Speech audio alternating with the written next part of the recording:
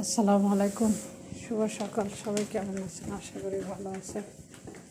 আমি আলহামদুলিল্লাহ ভালো আছি। আজকের ভিডিও সজনকে উদ্দেশ্য করে। ভাই সজন, তুমি তো আমার ভিডিওটা দেখে থাকো, আমি জানি ইউটিউবে তুমি বলে আসো।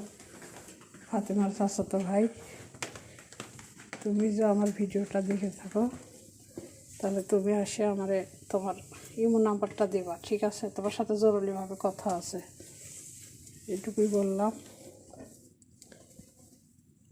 এ আর কি, জরুরিভাবে কথা আছে, তুমি তোমার নাম্বারটা দিও ভাই। আমি কাল থেকে ভয়েস ভিডিও তোমার দিতেছি। যাই হোক, সর্বপ্রথম ভিডিও তোমারে বললাম তোমার নাম্বারের কথা, তোমার নাম্বারটা দিও। আর ফাতেমারে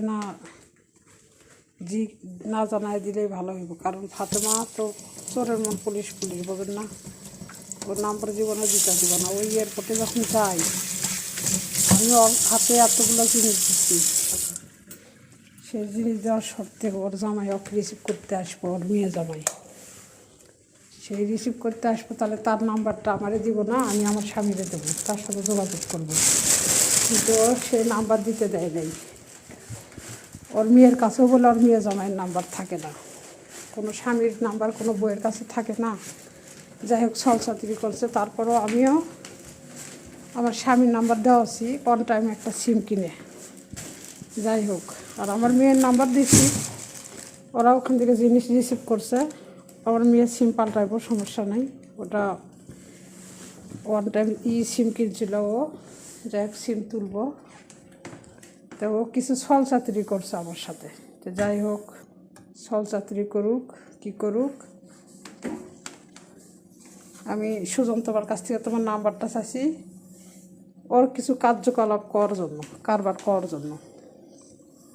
ও যে কার্যকলাপগুলো এখান থেকে সৌদি আরবে একটা ছেলের সাথে ওর ভালোবাসা, তার সাথে বিয়া হবো, ও ইচ্ছা করে বাড়িতে যা ঝামেলা করবো, এন থেকেই কয়ে গেছে।